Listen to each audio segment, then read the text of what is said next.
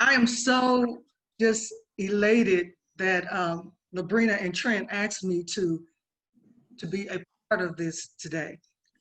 September is Childhood Cancer Awareness Month, and Joshua's Wish. Um, let me start off because I say this all the time, but I want people to know that when I met Labrina and Trent, I was actually doing an interview with Labrina, and I did not know that she was the mom of the young child who died of cancer. And she came in, just wonderful personality. And we did our interview. And I'm sitting there, like, I did not know, talking to you on the phone, that she was the mom. And through these years, I don't know how many years it's been now. It's like I know Joshua. I love Joshua. I never met him. Uh, I love the family. And I think Joshua has brought so much love to so many people. And the people that I'm going to talk to today, they can testify to that because I never met him, but I love Joshua. And his family's so brave. And we're going to talk about his story and his battle with cancer. So let me introduce everybody that's here. So Dr. Shakalar, I know I'm saying your name wrong. So go ahead and correct me now. With Novice Health. Hello, and I want to say this to you because you shave your head every Yes. September in honor of childhood cancer. That is just awesome. So tell us a little bit about yourself. Yes, ma'am. I know that Joshua do lots of things for Hope for Kids, providing snacks, and you're a part of that. Novice Health is a part of that. So tell us about you and your connection with Joshua's Wish. Thank you very much for having me here. I'm Vishwas Sakhalkar.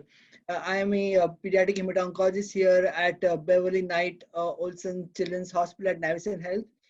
And we are very fortunate to have the help of Labrina and Trent through the Joshua's Wish Foundation. I've been here actually almost 10 years. I have not met Joshua personally, but we have been very much thankful to, and we have been very much happy to receive the love from the Joshua's Wish Foundation. And we here so I shave my head every year for last several years.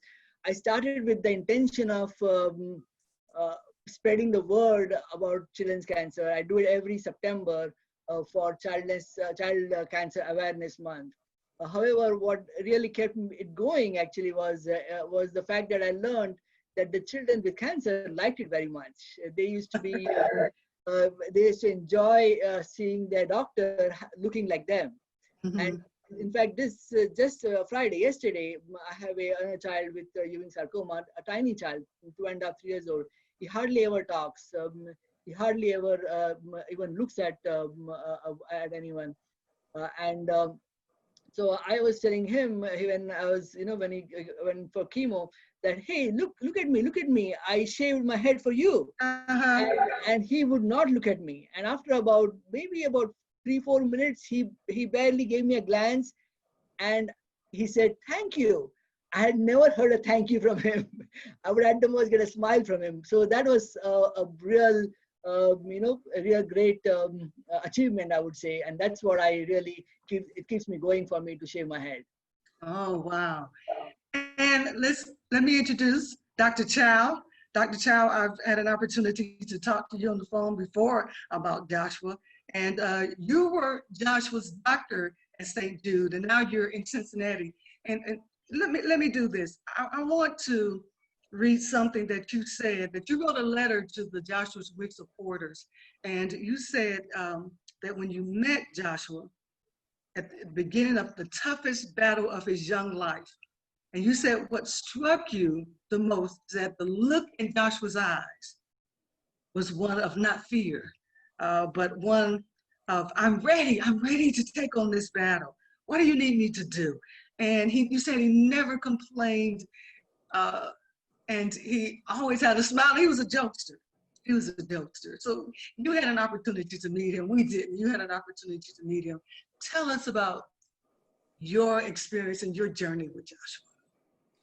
Yeah, thank you for having me on. And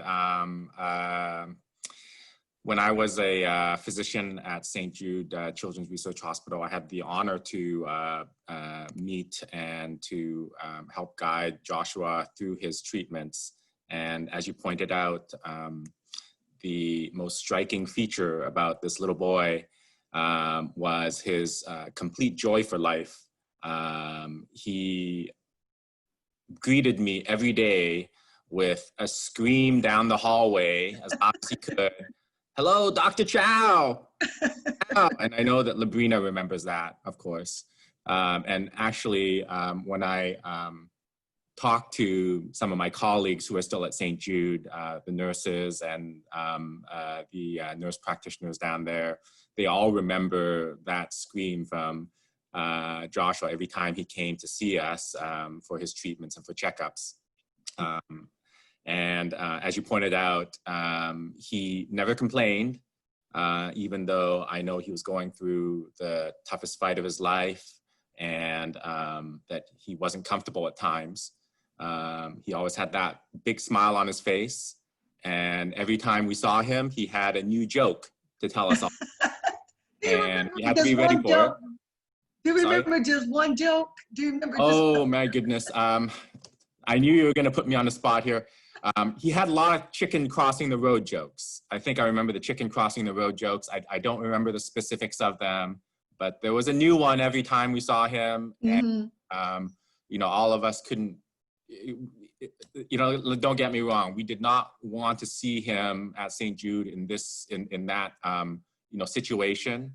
But he made the most of it. He made the most of it. He had a big battle on him, and he fought it with just as much, he threw as much of his life into it as he did, I'm sure, for everything else that he did in his life. And so that was what I remember the most about Joshua. It was an absolute honor to take care of him. And it was even more so when Labrina asked me to help out with Joshua's Wish Foundation. And in that role with Joshua's Wish Foundation, you worked with the scholarship, the undergraduate award in DIPG. And DIPG, and both of you can come in, this is the type of cancer that Joshua had. Can you tell us about that cancer and why? And first of all, I want to say thank you to Joshua's family, because research, both of you have done some research on this disease. Can you kind of explain to what DIPG is and how it affected Joshua and other children? Okay, so I'll go ahead for that. The DIPG, or diffuse intrinsic pontine glioma, is a tumor of the brain, and in particular of a part of the brain that's called the brain stem. This is a really critical part of the brain. Well, every single part of the brain is important, but this particular part of the brain connects and distributes all of the information from your brain down to the rest of your body, and also all the information is coming from the rest of your body back to the brain, passes through this very critical site.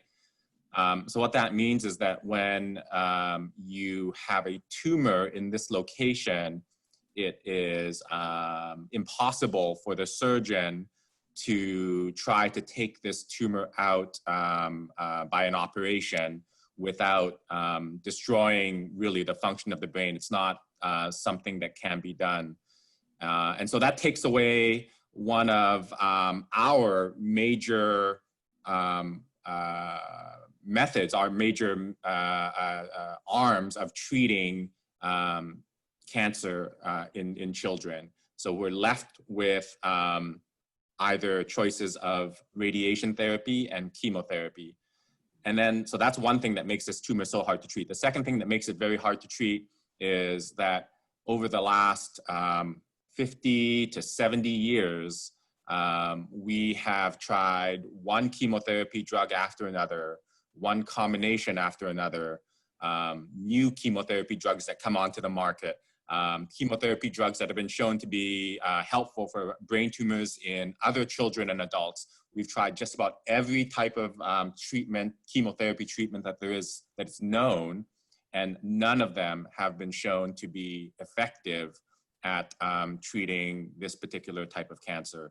So, so we're left with radiation therapy, and unfortunately, radiation therapy is only a temporizing measure for children like Joshua. It can delay the growth of these tumors for a few months, but inevitably, all of these tumors continue to grow afterwards, and then we don't have any options left to treat these children. So it's very— And that is just one type of cancer that children are diagnosed with. What are some of the other type of cancers that children are diagnosed with? Dr. Shakila? Yeah, so the brain tumors are a large group of cancers that the children have, about 20-25% of them, which Dr. Chow is an expert in. And there are other cancers. One is the leukemias.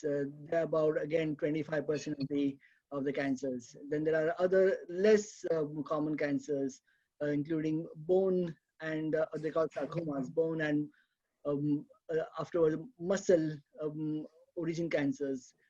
And then there are other liver cancers or kidney cancers. Those are the rarer ones. You can also have the, among the, like the leukemias, also called lymphomas. Those also are, so these are all cancers that are treated in children through research protocols, because as we all know, cancer is rare in children. And St. Jude's and the Children's Oncology Group are, are very well known in that context. Mm-hmm. Wow. Just to think of a parent to get that diagnosis, like Labrina and Trent family, that their child has cancer, that's just devastating. And you all are right there on the forefront constantly in that fight against cancer. So Dr. Chow, I know you came to Macon. You went to the Novice Health Children's Hospital, the Beverly Olson's Hospital. You had a chance to do that. You went over to Mercer University, and also you had a chance to come to the birthday badge. What do you see every day? Because I know you do research, and that's one of the foundations of the Joshua's Wish Foundation is research. Because when I was reading, I think that, and you tell me if I'm correct or not, that research for or funding for childhood cancer is like the least amount of money going towards that. Am I right? Yeah, funding for cancer research in general, most of that funding comes from our federal government through the National Institutes for Health and the National Cancer Institute. And within their budget for cancer research, only 4% of that budget goes for funding for cancer in childhood cancer related diseases. So that's a very, very small percent, as you can see. A lot of childhood cancer researchers actually rely not so much on the federal government for research, but on foundations that have been established across the country, including Joshua's Wish Foundation. So, so that's why these foundations are so important for childhood cancer research, and that's and as pediatric oncologists, we're well aware of that. And we're very, very supportive and eager to help out when we're asked to do that. Yes. Because you were saying earlier some of the treatment, you were saying like the chemo, but that's the chemo is only for a certain amount of time that it will shrink the tumor, and so that is why research is so important. So I know that the Joshua Wish have the undergraduate award in DIPG. They've awarded like 17 $5,000 summer undergraduate awards, and you're a part of that. Tell us about that. Sure. So the idea here was to try to get more researchers interested in doing research on childhood cancer, and in particular on DIPG, or diffuse intrinsic pontine glioma. And we thought that the best way to do that was to get students interested in studying this disease early on in their careers. And so that's why we created this scholarship for undergraduates. So, you know, at the earliest point in their research career, where they may not have, you know, had a chance to study a lot of different subjects and already developed like a strong interest in a particular area. Well, why not get them exposed to diffuse intrinsic pontine glioma, because the problems are great. The research is very, you know, academically stimulating. And so that was the idea behind creating this. And I'm happy to say that I feel like it's been a great success. We've recruited 17, as you heard, you know, different scholars that have gone on to do some great research. I know of one of our early students that was supported, who is now doing a postdoctoral fellowship, which is like a step that's much further on in his research career, and he's still doing research on this disease. So I know that person, and I've met him before. He is going to be in this fight for the long run. So that in and of itself, that is, you know, makes this program a success. Mm-hmm. Because without research, we will never, ever, ever, ever, ever find a cure, right? Without research, we'll never, ever find a cure. So Dr. Chocolate, and I know I'm saying your name wrong, so you just correct me. We're going to talk about, because hope for kids.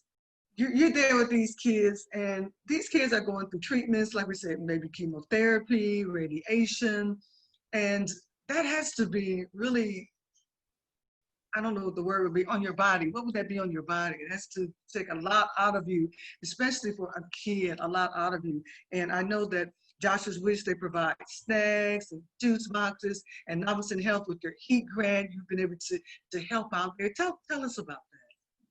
Yes, so you are very right. The kids are very, very, we all get attached to kids, and at the same time, kids are innocent and helpless, which also makes us especially want to do for them. However, on the looking at it a little differently, the kids are the greatest inspiration to us. They have a tremendous ability to fight. They have a tremendously positive attitude. So I would actually say that I'm very privileged to work with kids, because they teach me more than I help them. They help me more than they help me. They teach me how to have a positive attitude towards life under all circumstances. That is the tremendous thing that I have learned from them at all times. You know, as I have had numerous experiences when, you know, there was one kid, for example, who would come barking right from the moment she entered the clinic, and come barking all the way into my room, and I used to hide under my desk just to show that I'm scared of dogs, and then she would bark and bark all the way inside my desk. The entire clinic would light up. The entire mood will change. So just like Dr. Chow said about Joshua, he changed the entire mood of the entire clinic by all his jokes, and he still remembers. Dr. Chow still remembers him as the boy who made chicken jokes. So that's you know, I'm sure Dr. Chow has seen thousands of kids, but the fact that he still remembers after 15, 20 years that this boy did this, and he still remembers his eyes, tells you how much these kids, you know, leave an impression on all our life. And, you know, they leave an impression on my hair too. Every year you know, my wife is not very happy with my shaving my head, but I look forward to shaving my head just because I want to see the reaction of my kids with cancer. How many kids are there in the Hope for Kids? How many kids are? Do you know how many kids are? Gosh, so well, I do not have a official number of kids, but we have about 25 new cancers a year. So we have a lot of, what we call active kids, active chemotherapy kids. So we have about maybe 100, 150 active chemotherapy kids, and then there are kids who come later for long-term follow-up. We call that. So we have a lot of kids that come, and and then they graduate. They go to school, they have kids, and they come to meet us again afterwards. It is very fulfilling to see them having a job, having their own kids, and it's phenomenal. It's extremely satisfying. So don't tell me that I feel bad about it. No, I'm very, very, well, we do feel sad when we lose a kid. We do feel very upset when things go wrong. But they gave us the reason to live, the reason to fight and work. For example, you were talking about a few minutes ago about a person, a famous personality who died of colon cancer. Believe it or not, I don't watch TV. I don't have watched TV in the last 20 years. I barely saw that Colon news. cancer, yeah, colon cancer. Everybody, Chadwick Boseman, he played such a great actor. He played in Black Panther, T'Challa, and I might be saying that wrong. And he also did play James Brown, Jackie Robinson, just a great, great actor. And it was so devastating the other day, last night when we heard that he passed away. He had colon cancer. He was only 43, and but nobody knew. No, I did see a video of him once when the COVID started, because of course we're living in different times now. It's just so unbelievable. And he did look like he had lost a lot of weight, but it was just such a surprise to know that he passed away with colon cancer. And I know he's not a child, but just to get that C word, Yeah, I learned from you and Dr. Chow that he was a very great supporter of children's cancer, and he was a great supporter of St. Jude's. But believe it or not, I had never heard of him. I don't watch TV. I don't watch any Oh movies. yeah, he's just a great. So Dr. Chow, you were telling us before we got started that he did uh, really support childhood cancer.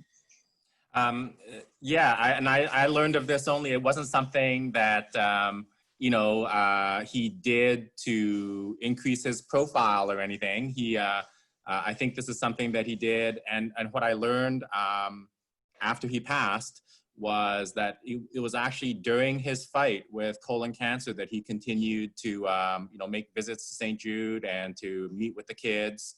And actually film a lot of his greatest movies as well while he was undergoing the fight with cancer. So such a terrible loss for for the acting community and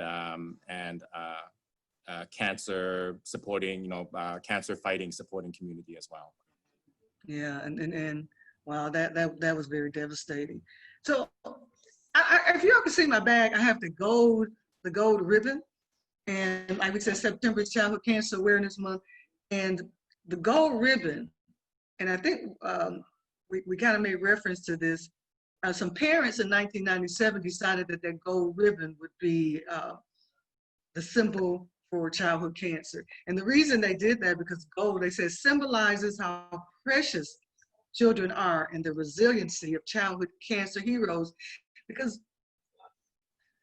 I promise you, when you meet these children, and I'm saying to myself, wow, the strength, they're not sad, they're happy. I mean, it seriously does something for me. And that's why I'm so glad that I got a chance to meet Labrina, Trent, Caleb. And although I never met Josh, I feel that I do. And when I see the smile, and because of Joshua's wish, I've been able to meet so many wonderful children. Like I said, we lost some. It's something special. It really changed me, the person that I am. that I am. And so I know you all are out there all the time, and when you're with the children uh, from Hope, are these kids all from this area, or do they come from other areas? So good question, good question. We are right in the geographical center of Georgia. And so while we have other cancer centers in Georgia, they're all in the north and the eastmost coast, the east coast in Savannah, and Atlanta in the north, Augusta in the border with South Carolina. So the entire mid-south Georgia, all patients come as much as 150, 200 miles, and also from the west. So we have a large area from where the kids come. And it is somewhat sad that the parents have to drive so much to come to Macon. But luckily now we are also a member of the Children's Oncology Group. So we have a lot of researches that we can offer. As you mentioned, and Dr. Chow mentioned, that research, since it's a very rare disease, research is the only way we can find a good cure for cancer. And though, and as Dr. Chow mentioned also, that only 4% of money comes from the NIH for cancer, for children's cancer. But you have to also realize that children's cancer is a very different type of cancer compared to other adult cancers. What do you mean when you say that? A different type of? The type of cancers that the children get are fundamentally different from the type of cancers that the adults get. Okay. The adults get mainly carcinomas, for example. The children's cancers are mainly from a genetic origin. The adult cancers are mainly environmental, like smoking, drinking, those type of origin, or infections, like hepatitis, etc. But the children's cancer are mainly genetic in origin, so they're fundamentally different. The treatment, you cannot just sort of pick up the treatment from the adult cancers, and unfortunately that is how children's cancer has evolved, by picking up drugs from the adult diseases. But if we want to go beyond where we are now, the only way to do it is going to be finding special drugs that will work in children's cancer. For that you need money for research. And it is very, very helpful that foundations like the Joshua's Wish, large foundations like St. Jude's are doing so much research. The Children's Oncology Group is extremely large. 90% of the cancer physicians of the research, I wouldn't say 90% of research, but 90% of the doctors in the United States are a part of that group, and they. So we try to put as many kids as possible and research protocols that can help, that leads to help those kids and all the kids which would get cancer. Mm-hmm. So that is very important for the fundings, and I would appreciate if all those hearing would help spread the word about cancer, maybe shave their head too, just like the ice bucket challenge. I would like to tag everybody through the television today to shave their head to increase the awareness of children's cancer. And also, if they can donate money for research to different foundations, such as Joshua's Wish, for research for children's cancer. Mm-hmm. And speaking of Joshua's Wish, 11th annual Joshua's Wish Run in Spirit. So we're dealing with COVID right now, so we've got to change the way we do things. And the Joshua's 5K run, it's going to be a virtual run. And you can do it at your own time, your own place. September 12th to the 19th, you can register. You can register at Joshua's Wish. And like I said, we need the money, because if without research, there's never going to be a cure. And our children are battling something they should not have to battle. You should be a kid, to be a kid and to enjoy being a kid. Am I right? Yeah. Absolutely. So we want everybody to put your tennis shoes on in front of the yard, or go to the beach, or go to a track, or to a park, or in your living room, whatever. But just register for the run walk, because we can't get together. We can't get together this year. And also, I would appreciate I would also appreciate if all of them would also upload their videos of whatever they did Oh, on yeah. Facebook and on other medias like TikTok, Instagram. I don't know those names much more beyond these, but that way they can spread the word, make it viral. I was very touched by the fact that they could gather as much as $400 million for the ALS Foundation through the Ice Bucket Challenge. It was a very, very great achievement they did. And I would very much love to see similar thing happen for children's cancer. And that is why, again, I want to have people shave their head, wear yellow ribbons, as you said. Also, participate in these events like the 5K run, September 12th to September 19th through the Joshua's Wish Foundation. That way they can, participate and also raise awareness. So when is the Shave Your Head event? I know it's part of Novice and Health, the Beverly Olson Children's Hospital. When is that? Does that start the beginning of September? Yes. Thanks for asking that. Yes. So we do it actually in September, and I should have been doing it on September 1st for that matter. Actually, that's what we always do. But again, this has become a virtual event. So because it became a virtual event, our Novice and Health Foundation decided that I kick in on the 1st of September. So we did a couple of days earlier so as to make the video and spread it on the 1st of September. So and it's called, what is it called? Brave Shave? I think it's called Brave the Shave. Yes, you're absolutely right. Brave the shave. So I braved the shave. All right, guys out there, and some ladies too, you can shave your head, and it's all for a great cause. September is Childhood Cancer Awareness Month.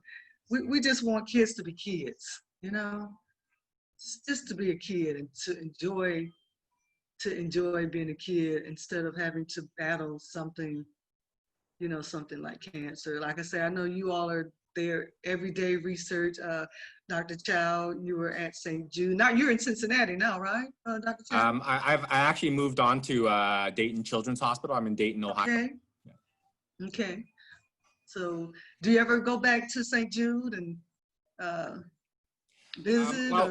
I haven't gone back to St. Jude, but we're a pretty small community. So, I meet with my colleagues from St. Jude at different meetings from time to time. And we always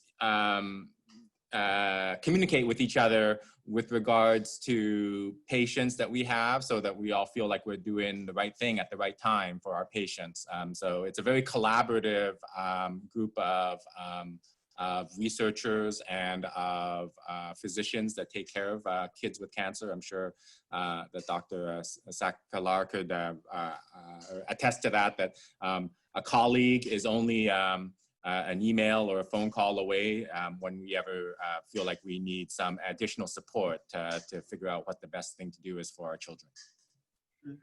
We want to thank you for what you do. Yeah, and we just celebrated in February the 16th birthday for Joshua. It was just amazing. Some of his teachers came, and a young man who went to school with Joshua, I guess they had to be like 4 or 5, and he came, and to celebrate and remember his 16th birthday. It was it was amazing, and it just Joshua has brought together a lot of people, and the love that I feel Joshua in my heart. I promise you all, I do, and the love that he has brought to so many people. Like I said, we want children to be children. Because I have a friend who her child right now is suffering with cancer. I've known her since she was a little girl. And what do you tell a parent when they get that first diagnosis that their child? What do you tell a parent to give them hope and to encouragement? What would each of you tell a parent? That's a tough question. Because it is the toughest situation for the parent in their life. you have to realize in most cases, kids are fine. You know, kids are extremely resilient. Kids are extremely strong. So even if they have the beginnings of cancer, and parents are usually smart enough that they bring the child early on, not when the child is extremely sick. So the child is not that sick enough to people think. Also, it's a very rare disease. So we have to gauge the parents' thoughts. We have to slowly walk them through the steps. Sometimes multiple steps in the first meeting itself to tell them what our suspicions are, and that the suspicion of cancer is usually at the topmost in our mind at that time. So it is always a very tough situation for the parents at that time. Mhm. And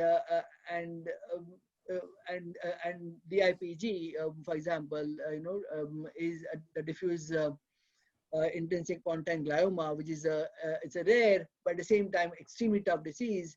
Is a disease especially difficult, as Dr. Chow would tell, to tell the parents at the get-go. Once you have because we cannot do a biopsy, and MRI is the one which would tell you directly. So I would let Dr. Chow take over for that. Yeah, sure. So, whenever I meet a family whose son or daughter has just been diagnosed with a brain tumor, any kind of brain tumor, I guess there's two things. One is that I described a little bit how difficult our fight with DIPG is. Thankfully, there are other types of brain tumors in which we have much better outcomes and are able to cure their child.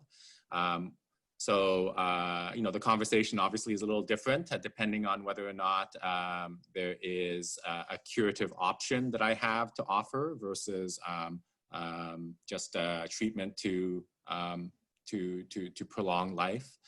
But the most important thing is that I try to convey to families that no matter what kind of treatment or options we have, that they have the support of an entire team of healthcare professionals that is there to help them guide them and their child through the journey, whatever that journey brings.